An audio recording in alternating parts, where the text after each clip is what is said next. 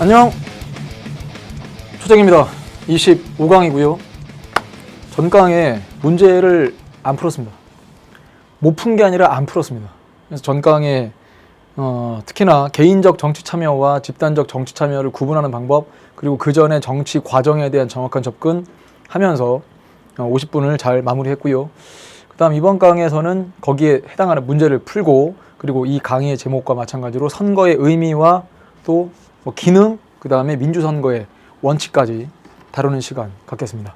시작을 여는 글, 탁월함은 언제나 보다 잘하려고 노력하는 것의 점진적인 결과이다.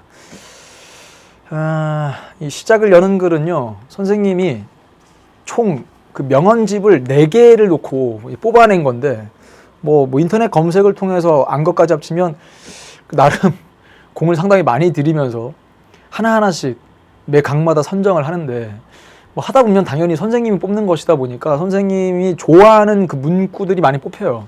이것도 마찬가지인데, 선생님은 그 탁월하다는 말을 아주 좋아합니다. 탁월하다. 그러니까 이게 뭐 잘한다, 뭐 이런 느낌도 있는데, 탁월하다는 말을 공부에만 쓰는 건 아니고요. 뭐 예를 들어 이 강의 보는 여러분들 중에 뭐 그림의 소질이 탁월한 친구들도 있고, 뭐 음악에 관련된 거, 혹은 뭐 운동 잘하는 친구도 있고요. 또는 특정한 과목에서 탁월한 친구가 있고요. 이 탁월하다는 말은 어디도 쓰는 거냐? 예를 들어 뭐 정치인들 중에 탁월한 정치인, 탁월한 기업인, 뭐 탁월한 군인, 뭐 탁월한 아빠. 탁월한 아빠? 가능합니다. 탁월한 아빠가 어떻게 가능한가? 그렇죠. 아빠로서 그 아빠에게 기대되는 걸 빠짐없이 다 한다. 내가 대한민국 최고의 아빠가 되겠다. 그런 분도 있을 거예요. 그럼 여러분도 한번 생각해 보세요. 난 대한민국 최고의 아들이 되겠다. 대한민국 최고의 딸이 되겠다. 대한민국 최고의 학생이 되겠다. 그건 학생으로서 전국 수석하겠다, 1등 하겠다, 이런 뜻이 아니에요. 그러니까 뭔가 어떤 한 영역에서 탁월해진다는 건 그렇게 마음만 먹었다고 되는 것이 아니라 보다 잘하려고 노력하는 것의 점진적인 결과로서 어제보다 나은 오늘, 오늘보다 나은 내일, 이렇게 하다 보면 계속 어제보다 계속 좋아지는 오늘을 살다 보면 어느 순간 그 영역에 탁월한 사람이 될 수 있지 않을까. 그럼 선생님은 탁월한 선생님이십니까? 모르죠. 모르는데 탁월한 강의를 해보고 싶긴 해요. 그게 언젠가 오지 않겠습니까? 언젠가는. 그러니까 전 강의보다 이번 강의가, 혹은 뭐 직전 강좌보다 이번 강좌가 더욱더 좋아지도록 하는 그 노력들을 끊임없이 하다 보면 점진적으로, 그러니까 하루아침에 눈에 띄게 막 팍 오르는 게 아닐지 몰라요. 그러다 보니까 이게 막 드러나지 않다 보니 지칠 수 있거든요. 예를 들면 여러분도 점수가 예를 들어 100점 만점에서 40점에 불과했다 갑자기 90점으로 그냥 팍 드라마틱하게 오르는 거, 선생님은 그걸 아주 긍정적으로 보진 않거든요. 그러면 한 번에 우와, 내가 성적이 이렇게 올랐어? 그게 막 지속되기가 좀 곤란해요. 그런데 점진적으로 오르는 거, 그러니까 문제가 처음에 안 풀리다가 풀린다는 느낌이 드는 거, 공부를 할 만하다는 생각이 드는 거, 이걸 효능감이라고 전강에 말씀을 드렸는데, 그러다 보면 정치와 법에서의 1등급, 다른 사회탐구 과목으로 또 확장이 될 것이고, 국영수에도 확장될 것이고, 입시 전반적으로 성공했던 그 경험으로 여러분들의 인생 자체가 성공한 인생이 아니라 성장하는 인생이 되기를 희망합니다.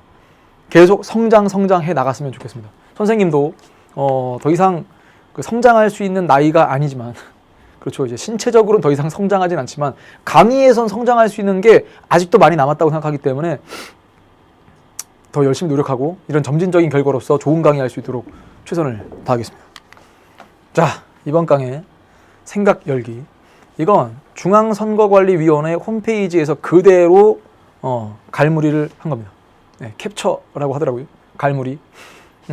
민주주의의 꽃은 선거입니다. 분야별 정보 클릭, 통합자료실 클릭, 위원회 소개 클릭하면 또 다른 페이지로 넘어가기도 하는데, 이게 왜 이번 강의 중요한 거냐?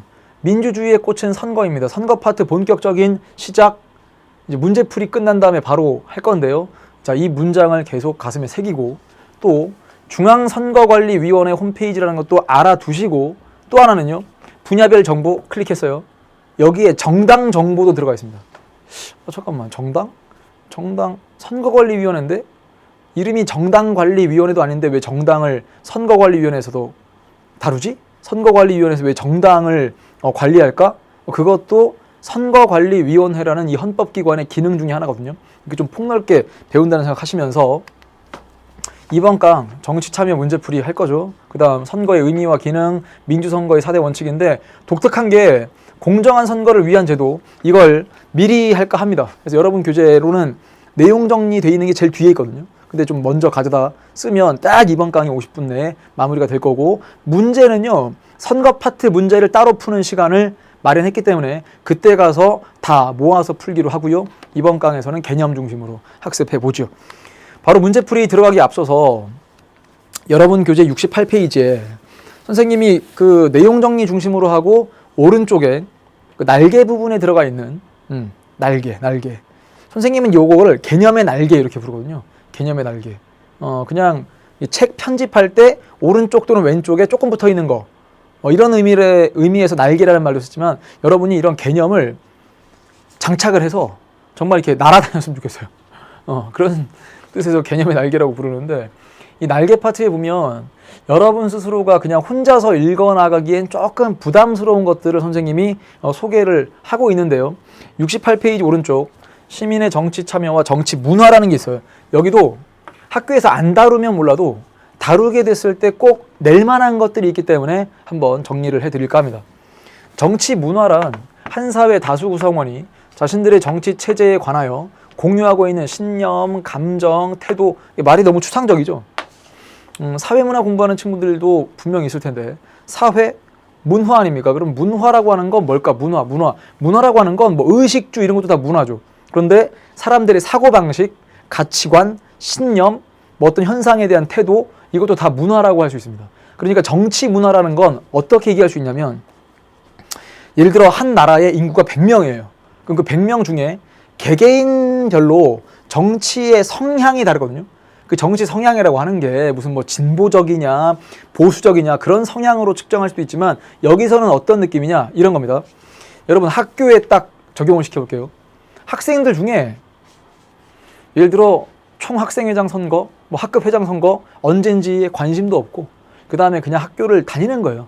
다니고만 있는 거지 학교가 돌아가는 이 원리, 뭐 혹은 의사결정이 되는 원리에 아무런 관심이 없는 친구들도 있을 것이며, 두 번째, 이런 사람도 있겠죠. 야, 학생들이 무슨 뭐 의사를 표출하냐, 그냥 학교에서 결정한 거라면 그냥 우리 따르자, 이런 다소 수동적인 친구들도 없지는 않아요. 그게 나쁜 것도 아니에요. 꼭 나쁘다고만 볼 수는 없습니다. 그런 성향이 있는 친구들이 존재한다는 겁니다. 근데 어떤 친구는 우리 전강에서 보지 않았습니까? 꼭 연락달라고 했습니다. 그 친구는 어떻게 했냐? 뭐야? 뭐 학교 화장실에 변기 뚜껑이 없어. 그러면 학교에서 그냥 알아서 해주겠지. 뭘 변기 뚜껑 없는 거 가지고 그렇게 막 선생님 찾아가고 뭐 심지어 막 교육청 홈페이지 올리고 그러냐? 아니야. 야, 우리가 이 학교의 주인이라면 학교 시설에도 관심을 갖고 내가 필요한 거 꼭 내가 말을 해야 되겠어. 안 그러면 나는 이 민주시민 혹은 이 민주주의 체제 안에서 공부하는 학생이라고 나는 내 스스로를 판단할 수 없다. 그래서 나는 끊임없이 내 목소리를 내겠다 하는 친구들도 있을 거예요. 그걸 비율적으로 정리할 수 있어요. 비율적으로.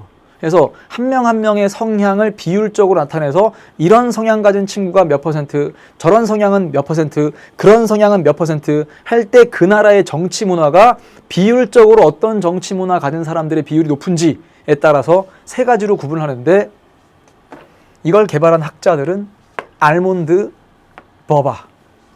학자 이름 외울 건 아니지만 가끔씩 알몬드와 버바의 정치 문화 이렇게 쓰면 누군가가 뭐 알몬드가 뭐야? 먹는 거야? 뭐 이러다가 뭐 버바는 뭐지? 사람 이름입니다. 학자들 이름인데, 정치 문화를 다음과 같이 세 가지로 구분하면서 민주적인 사회일수록 이런 유형의 정치 문화가 형성된다고 보았다. 그러면서 이게 더 이해가 안 되는 거예요. 향리형 정치 문화, 다른 말로 지방형이라고도 부르는데요. 개인들이 정치와 정부가 하는 일에 관심을 두지 않는 상태. 개인들이 스스로 정치와 관련이 있다고 아예 보지를 않습니다. 그러면 우리나라에도 이런 형태의 정치 문화를 갖는 분들이 계신가? 모르죠. 계실 수 있습니다. 예를 들면 그냥 예를 드는 것 뿐이에요, 여러분. 뭐 그렇게 살아가시는 분들을 비하거나 그런 게 아니고요. 산골짜기에 사시면서 그냥 이 국가의 존재에 대한 것을 뭐 굳이 크게 신경 쓰지 않으면서 그냥 가족들끼리 모여서 사는 분도 계시다고 칩시다. 그런 분도 계시다고 하면 비율적으로는 그런 분들의 비율이 많지는 않을 거예요, 지금 21세기 대한민국에서. 밑에 신민형 정치 문화는요, 구성원들이 정치 과정과 그 산물인 정책에 대해 알긴 하는데, 국가가 정했어, 이렇게 한데 그럼 나 따라가야지, 이걸 알고 있긴 한데 정치 과정에 자신들의 요구를 투입하려는 태도는 부족한 상태. 그러니까 이거 해주세요, 저거 해주세요, 이거는 거의 없고 그냥 국가가 이렇게 하겠습니다, 네, 저건 저렇게 하겠습니다, 네, 이런 사람들을 신민형 정치 문화라고 합니다. 여기 있는 신자가 신하할 때 쓰는 신자예요. 신하. 그러니까 왕께서 이렇게 하거라 하면 예, 이렇게 하는 그 신하들 있지 않습니까? 네, 그 신하들이라고 생각하시면 신민이라는 개념이 그런 거구나. 국가가 정한 걸 그냥 따르는 사람들. 그런데 밑에 참여형 정치 문화가 있죠. 참여형 정치 문화. 개인들이 정치 체제의 투입과 산출 과정을 잘 알고 있는 정도가 아니라 자신들의 역할에 적극적인 태도를 보이는 이건데, 그래서 아까 얘기했죠. 정치가 발전한다는 건 그 사회에서 참여형 정치 문화를 갖는 사람들의 비율이 느는 것이다. 근데 이거를 혹시라도 도표를 통해서 배우는 학교가 있을까봐 살짝 몇 가지만 더 추가로 알려드리겠습니다. 이거 어떻게 하는 거냐? 여기 나와 있는 세 가지, 그냥 향리형 정치 문화, 신민형 정치 문화, 그 다음 참여형 정치 문화가 있는데, 이걸 구분할 때 쓰는 네 가지 기준이 있거든요. 즉 정치, 체제 혹은 체계, 일반적인 인식이 있는가, 그 다음 국가의 의사결정에 투입하려 하는가, 산출된 국가의 정책을 제대로 인식, 알고 있는가, 또는 이 나라의 주인으로서, 즉 정치적 주체로서의 자아가 형성되었는가. 말이 어려운데 이 나라의 주인이라고 자기 스스로를 알고 있는가, 그렇게 인식하고 있는가에 따라서 위에 있는 향리형은요, 여기에 대한 인식이 아주 낮습니다. 그러니까 그냥 다 마이너스예요.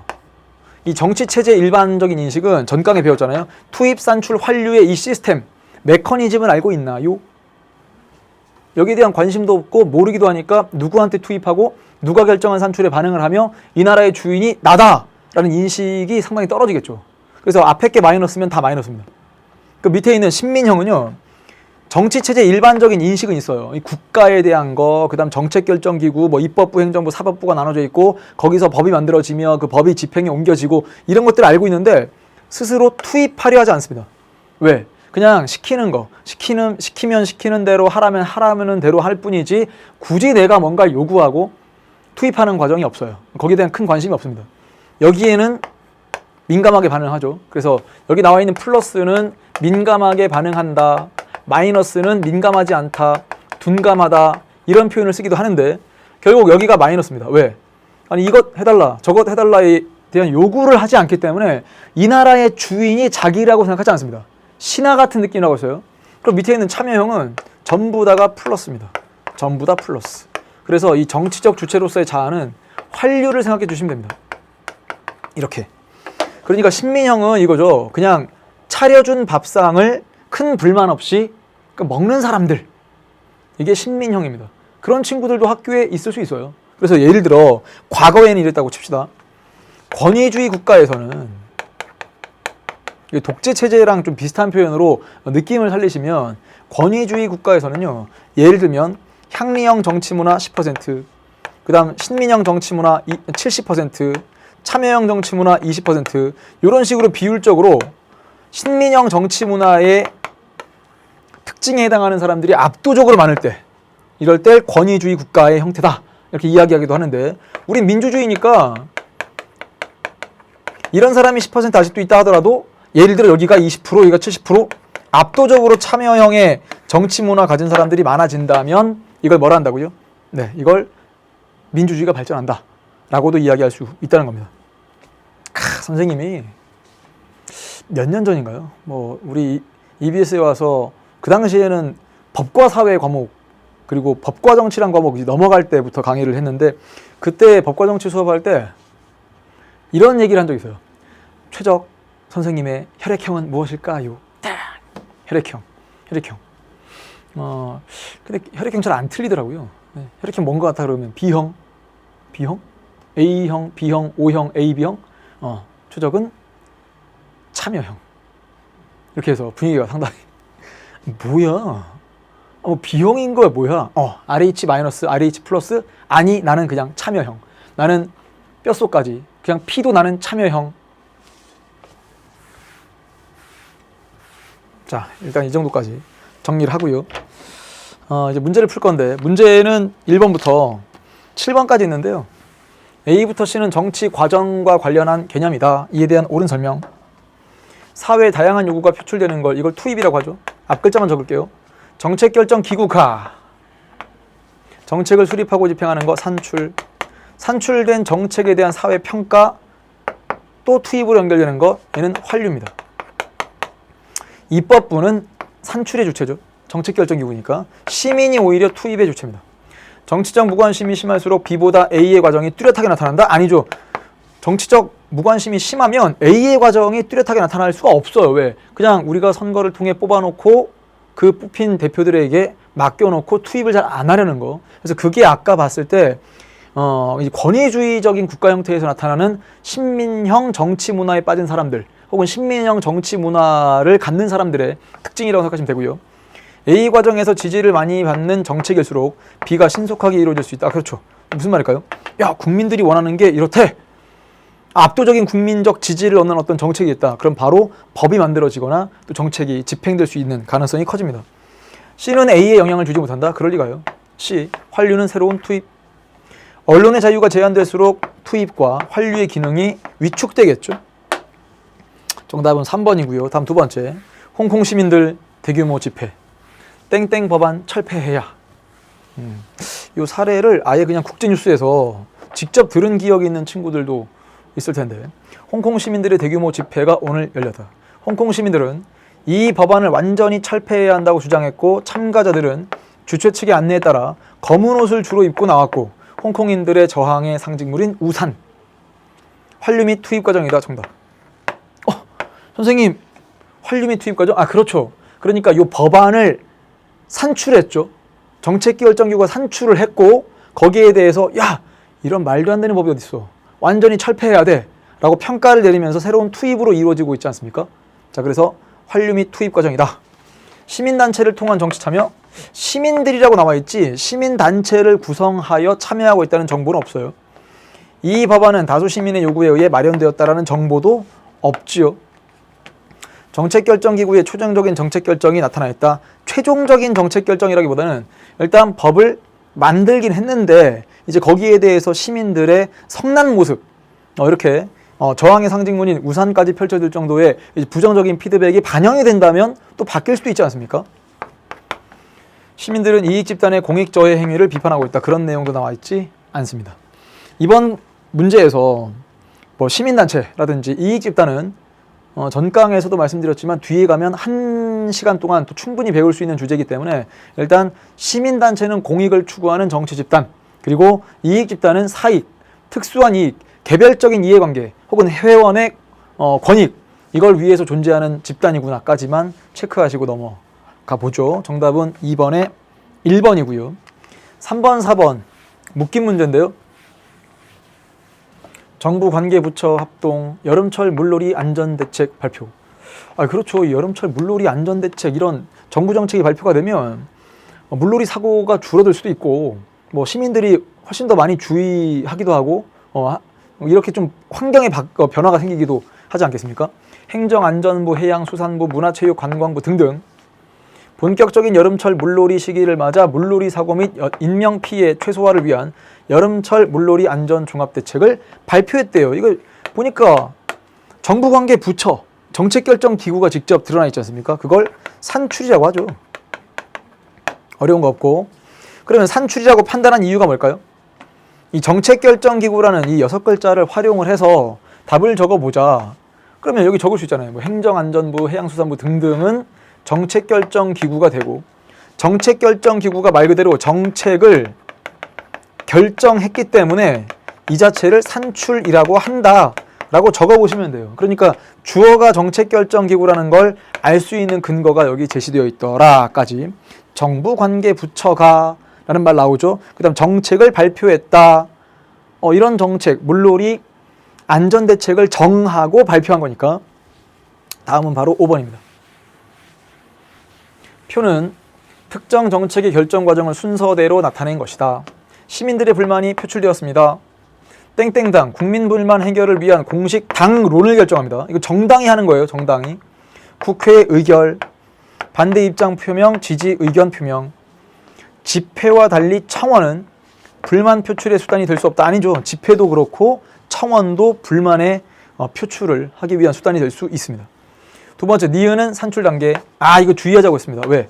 산출 단계가 되려면 정책 결정 기구가 해야 되는 건데 얘는 정책 결정 기구가 아니죠. 정당이니까. 디귿. 디귿은 정책 결정 기구의 정책 결정 과정이다. 국회니까요. 입법부잖아요. 그 다음 반대 입장, 지지 의견 전부 다 평가를 내리고 새로운 투입으로 이어지도록 하는 환류. 피드백이 맞죠. 정답은 5번이고 6번부터 7번. 정부에서 약국에서 한약을 조제할 수 있도록 허용하는 이 법 개정안 입법 예고를 했습니다. 저희 이렇게 허용할 수 있는 법을 만들려고 합니다. 땡땡땡 협회에서 이게 무슨 소리입니까? 반대 시위를 하고 있어요. 정부, 이 협회 측의 의견을 반영한 한방 의료 발전 방안과 이 법 재개정 추진 계획을 발표합니다. 그러니까 이걸 입법 예고했다는 게 예를 들어 정부가 뭔가 정책 결정 기구니까 이제 산출해낸 것에 대해서 이 협회에서 반대 시위를 함으로써 피드백을 준 거죠. 피드백이 반영이 되면서 이 법을 다시 개정할까? 대한 땡땡회에서 이 법 재개정 추진에 항의하여 영업시간 단축 3일간 한시적으로 집단 휴업 강행을 결의합니다. 왜 또 이걸 뜯어고치려고 합니까? 이런 식으로. 집단 휴업 강행 시 약국 이외의 장소에서도 가정용 상비 의약품의 판매를 허용하겠다고 발표하고 있고요. 그 다음에 시민단체가 한약분쟁 조정위원회를 결성해서 합의안을 마련하고 있고요. 합의안 무효화 선언하고 집단 휴업에 돌입합니다.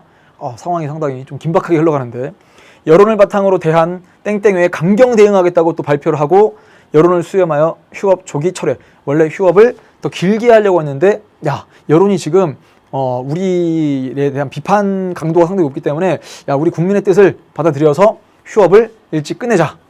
한약사 제도를 포함한 최종 수정안이 확정되는 모습까지. 6번입니다. 선거를 통한 정치 참여는 당장 나와 있지 않죠. 두 번째, 집단적 정치 참여. 그렇죠. 땡땡 협회, 이익 집단일 수도 있고 이제 또 시민 단체가 나와 있기 때문에 거기 나와 있는 니은, 을 집단적 정치 참여 사례가 이익 집단과 시민 단체 등으로 나타나 있습니다. 집회를 통한 정치 참여 사례가 나타나 있군. 찾아보시면 되죠. 왜냐면 땡땡땡 협회에서 이 법 개정안에 반대 시위를 했어요. 그래서 이것도 나타나 있고요.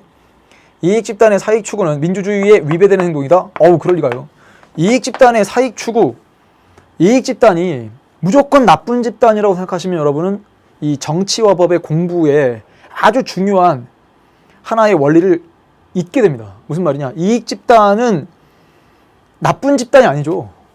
나중에 이익 집단의 순기능도 배울 거거든요. 이익 집단의 활동 자체가 공익과 충돌할 우려가 있다 하더라도 이익 집단이 끊임없이 목소리를 내면서 정부나 의회에게 뭔가 영향력을 행사하면서 정보도 전달하고요. 그 다음에 또 대의제 한계를 보완하는 기능을 이익 집단이 하기 때문에 그 자체가 민주주의에 위배된다라고 말하지 않습니다. 정답은 을과 병 3번. 다음 7번. 기역의 주체는 시민단체이다. 기역이 뭔데요? 기역. 땡땡법 개정안 반대 시위. 땡땡땡 협회는 이익 집단입니다.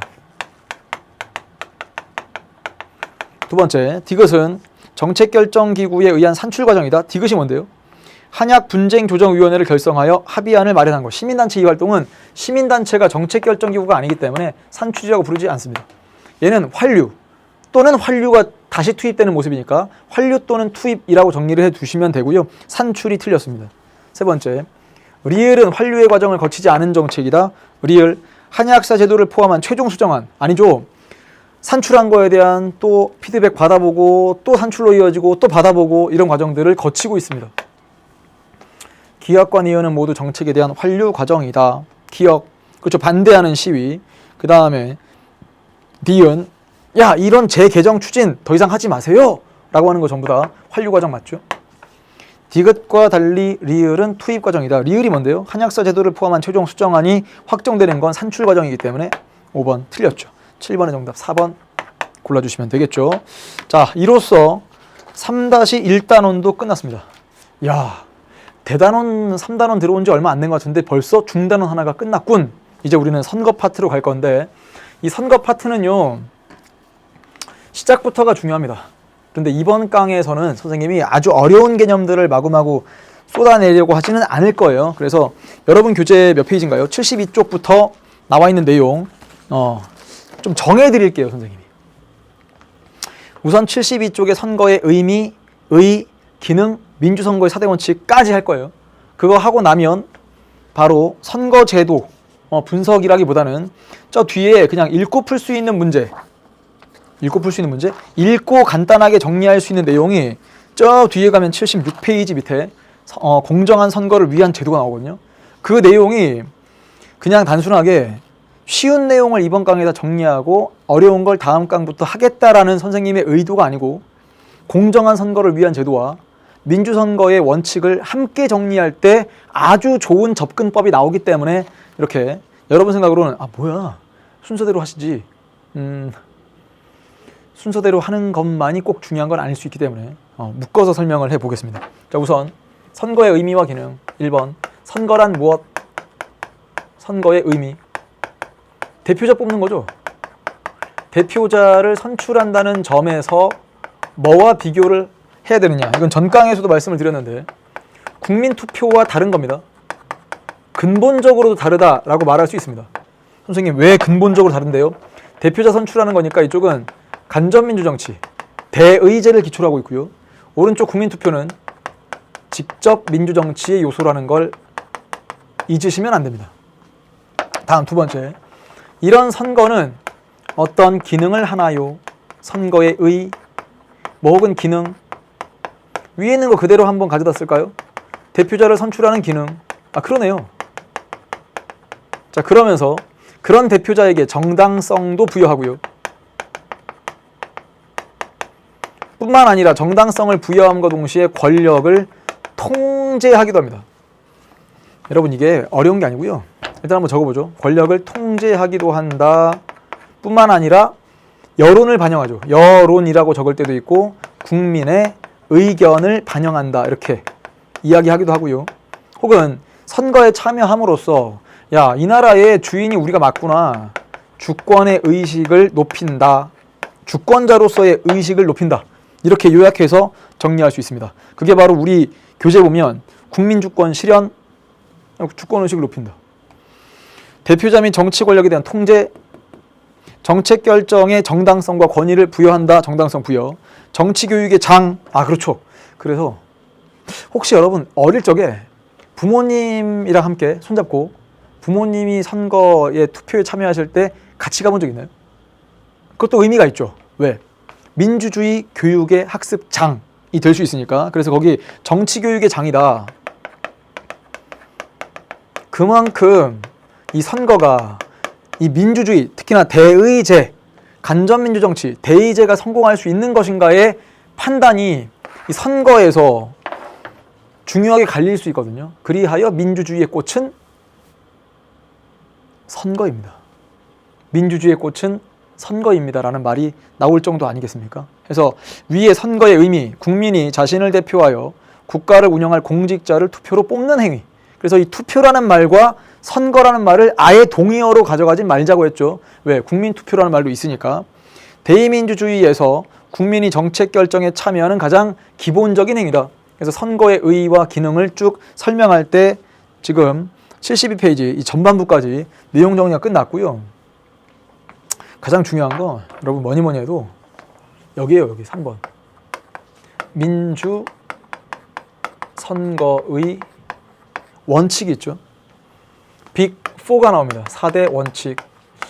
선생님이 욕심을 좀 더 내볼게요. 왜냐면 만약에 여러분이 뭐 이런 내용들은 중학교 때도 배운 적이 있을 텐데, 선생님 저희가 알아요. 민주선거의 4대 원칙 A, 보통선거 있는 거 알아요. 아 그렇구나, 잘 알고 있구나. B는 평등선거 아니겠습니까? 왜? 보통 평등 직접 비밀선거라고 저 다 외웠거든요. 아, 참, 이 정도의 기억을 계속 할 수 있다는 건 대단한데, 여러분 이거를 뜻만 가지고 정리해내는 게 살짝 아쉬워요. 살짝 정도가 아니고요. 그러면 안 됩니다. 우리는 정치와 법이라는 과목을 공부하고 있기 때문에 민주선거의 4대 원칙 각각의 A, B, C, D가 무슨 뜻이게 이걸 가지고 모든 문제를 풀 수 있다고요? 그러지 않고요. 나중에 가면 헌법재판소에 결정문까지 분석할 수 있을 만큼 정리하셔야 돼요. 그러니까 이런 거 들어보세요. 보통 선거가 무슨 뜻이야? 아, 선생님, 일정한 연령에 도달한 국민들에게 모두 다 선거에 참여할 수 있도록 하는 거. 이걸 보통 선거라고 하지 않겠습니까? 그거는 1단계예요. 1단계. 귀염둥이 단계. 그렇지. 그러면 이 보통 선거에 대비되는 개념이 있을까? 라고 물었어요. 대비되는 개념? 아, 그렇죠, 선생님. 제한 선거라는 말을 쓰지 않을까요? 아, 이게 2단계입니다. 2단계. 잠깐만, 제한? 보통 선거? 아, 이 말을 처음 듣는 거 아닌 것 같은데. 그럼 여기서 또 1단원에서 배웠던 걸 유기적으로 엮어보겠습니다. 이거 안 적으세요. 민주 정치 발전의 역사. A 고대, B 근대. 선생님, 중세는 어디로 갔어요? 민주정치 발전의 역사니까 중세는 빼고 정리했죠. 현대입니다. A와 B의 공통점은? 여러분, A와 B의 공통점? 제한적이다. 써있네요. 제한이라고. 이렇게. 그럼 뭐로 제한됐었냐면, 제한적이다라고 할 때 고대에는요, 신분 그리고 성별, 근대에는요, 재산, 성별로 제한되었었죠. 그러다가 보통 선거가 언제 실시된 거냐? 현대에 와서. 그러네? 그러니까 제한적이다, 보통 선거란 말을 우린 처음 듣는 게 아니잖아요, 지금. 그러니까 여러분 머릿속에 이 보통 선거의 반대말로서 제한 선거가 들어올 수 있습니다. 그리고 또 하나, 평등 선거의 반대말은 무엇일까요? 선생님, 저 알아요. 차등 선거 아닌가요? 차등 선거 맞습니다. 그럼 차등 선거란 말을 어디서 썼냐면, 요 근대라는 시기에는 예를 들어 일정한 연령에 도달했지만 남자들에게만 투표권을 주고 여성들에게는 안 주고, 그럼으로써 여성들의 투표에 혹은 선거에 참여하는 게 제한됐었거든요. 그러면 남자들은 다 똑같이 받았냐? 투표권을 갖고 있는 남자들 중에서도 재산이 많은 사람들, 세금을 많이 내는 사람들은 더 많이 갖고요, 적게 낸 사람들은 적게 가졌던 차등 선거라는 지적도 있었습니다. 그러니까 그거구나. 근대라는 시대에는 비록 시민혁명이 성공함으로써 신분제가 철폐가 되면서 자유와 평등이 더욱더 강화된 건 맞는데, 그렇다고 해서 선거 자체가 보통 선거와 평등 선거까지를 다 이뤘다고 볼 수는 없었구나. 이거를 다시 떠올리면서 정리를 하셔야만 됩니다. 됐죠? 자, 그 다음 지우고.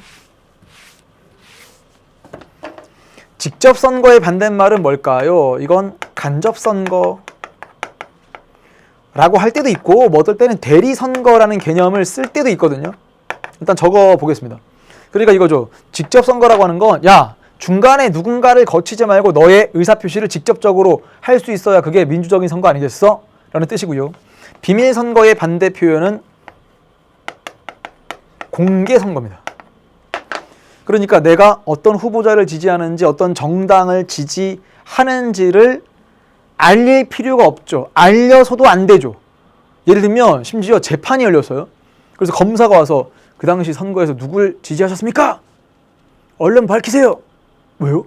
내가 왜 밝혀야 되지? 비밀 선거 원칙 아닙니까?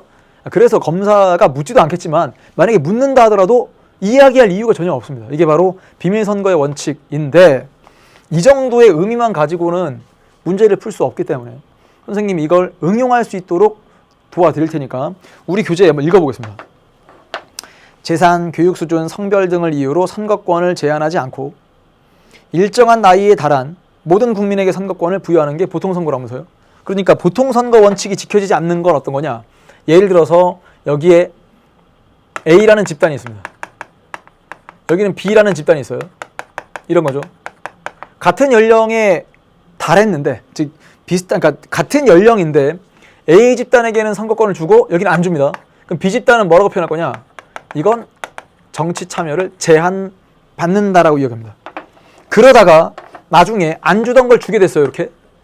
그러면 보통선거 원칙이 더욱더 강화된다라고 이야기할 거거든요. 그런 제도가 뭐가 있나요? 라고 하면 가장 많이 꼽는 게 재외국민 선거입니다. 이게 어떤 거냐? 이런 거죠. 헌법재판소가 이렇게 했어요.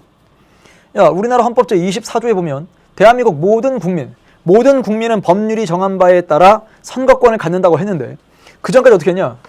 국내 거주 국민에게만 선거권을 주고요.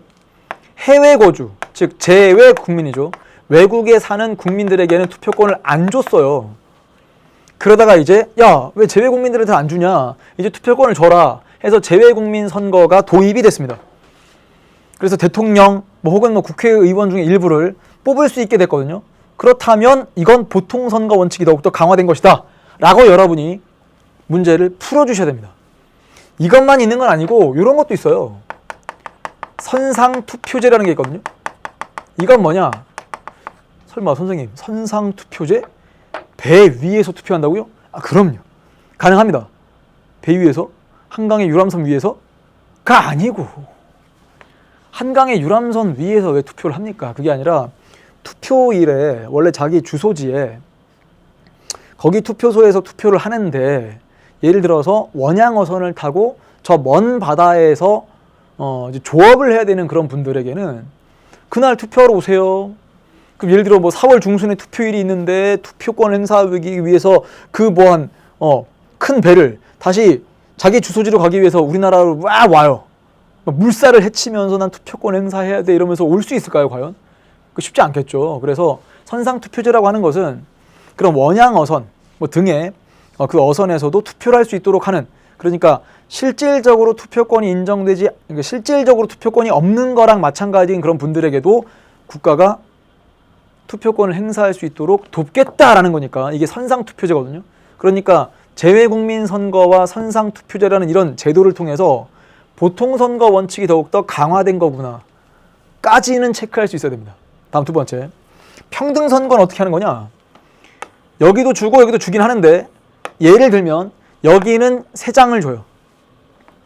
예를 들면 3년 이상 거주한 시민들한테는 3장을 주고 3년 미만 거주한 쪽은 2장을 주거나 아니면 무슨 세금 납부한 것에 따라서 누구는 3장, 누구는 1장, 학력에 따라서 누구는 2장, 누구는 1장, 이런 식이면 차등되는 겁니다. 차등되는 거다. 그래서 이 평등선거의 원칙은 야, 이게 뭐냐 이러지 마라. 여기 1장 줄 거면 여기도 1장 줘야 되는 거 아니냐 라고 이렇게 적어보겠습니다. 결국 평등선거라고 하는 건 1인 1표입니다. 1인 1표. 그래서 이거를 선생님은 원맨 원 보트 1인 1표입니다. 그런데 여기서 그치면 안 되고요. 이 말이 더 중요할 거예요. 한 사람한테 1장 준다 뿐만 아니고 표의 등가성을 높이려는 노력을 지켜야 됩니다. 표의 등가성. 이거 너무 말이 어려운데. 그래서 원맨 원 보트에서 그치는 게 아니라 원 밸류, 가치가 같아야 됩니다. 선생님 도대체 이게 무슨 말인가요? 한 사람한테 1장 주면 끝 아닌가요? 여러분 기억나세요? 국회의원 선거에서는 한 사람한테 몇 장 줘요? 2장을 줘요. 그러니까 한 사람한테 2장 주면 다 똑같이 2장을 줘야 되는데, 그럼 그것도 원맨 원보트. 다른 사람이 2장 가지면 이 사람도 2장 가지니까. 지방선거에서는 원맨 7장입니다. 원맨 7장, 다른 사람도 7장. 다 형식적으로만 똑같이 주는 것에 그치지 말고, 예를 들어서 표의 등가성은 이런 게 중요한 거죠. A 지역이 있습니다. 여기 B 지역이 있어요. A 지역의 유권자 수가 50만 명이나 돼요. B 지역의 유권자 수는 10만 명밖에 안 됩니다. 그런데 여기 유권자들한테 한 사람에게 한 표 주고 B 지역 유권자에게도 한 사람에게 한 표를 주면 끝나는 게 아니고요. 여기서도 국회의원 1명만 뽑고 여기서도 1명만 뽑으면 뭔가 이상한 느낌 들지 않습니까? 다시 한번. 그래도 저희가 한 분 한 분마다 한 표씩 드렸으니까 이건 평등한 거예요 라고 말하기에는 한 명의 국회의원이 50만 명을 대표합니다. 여긴 한 명의 국회의원이 10만 명만 대표하죠. 그럼 여러분 한번 생각해 볼래요?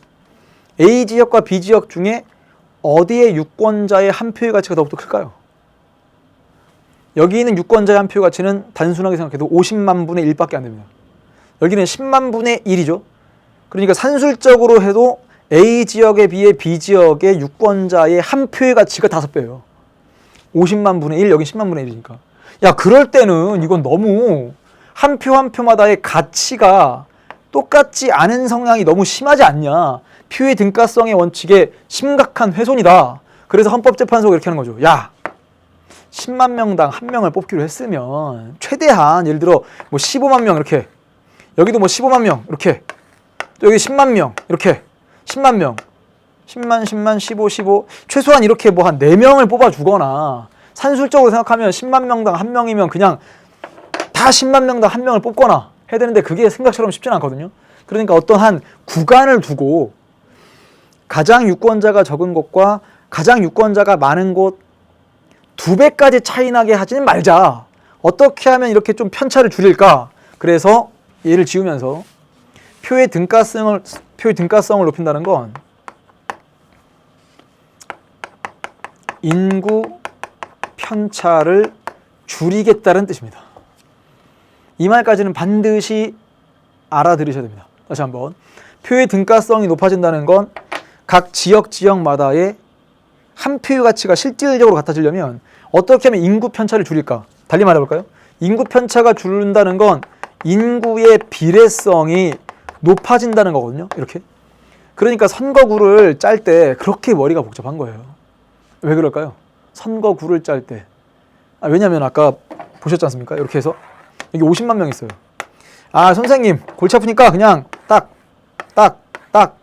10만, 10만, 10만, 10만 이렇게 그냥 쪼개줘. 이게 말처럼 쉬운 게 아니지 않습니까?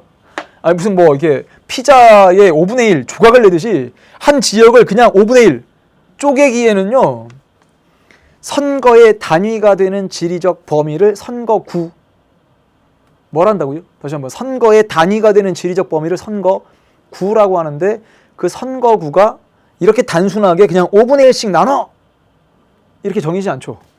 예를 들면 여기가 한 동네, 예를 들어 여기 뭐 강남구라고 칩시다. 강남구에 동이 엄청 많아요. 막 여기 무슨 뭐 대치동도 있죠, 무슨 도곡동도 있죠, 뭐 역삼동도 있고, 무슨 뭐 잘은 모르겠습니다.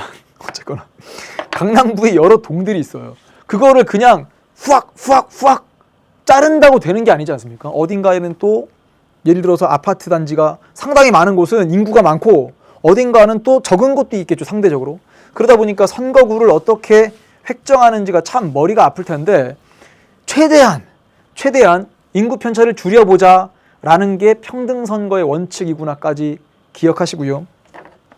직접선거와 비밀선거의 원칙은 아까 뜻은 들었잖아요.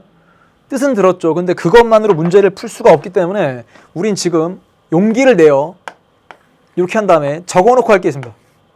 다음 강부터 이해를 시킬 건데, 평등선거와 직접선거의 원칙이 과거 1인 1표제에서 1인 2표제로 바뀌게 한 아주 중요한 원리거든요. 그래서 일단 적고만 가겠습니다.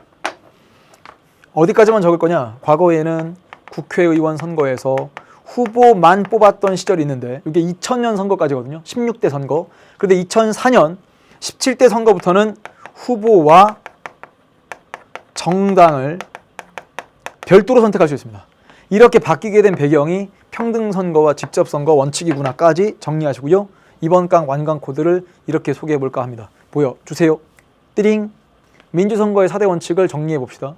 그래서 지금 보통 평등, 직접, 비밀선거의 뜻뿐만 아니라 각각의 대비되는 표현까지 적어 보시고요. 그 다음에 다음 강을 차근차근 듣기 시작하면 헌법재판소가 어떤 결정을 내렸었는가, 헌법재판소가 1인 1표제는 잘못된 거다, 1인 2표제로 바꿔야 한다라는 사인을 어떻게 주었었는가를 독해해 나가는 연습은 다음 강부터 차근차근 시작할 거고, 이번 강의 마지막 주제는 바로 4번입니다.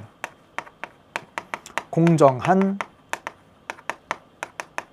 선거 관리를,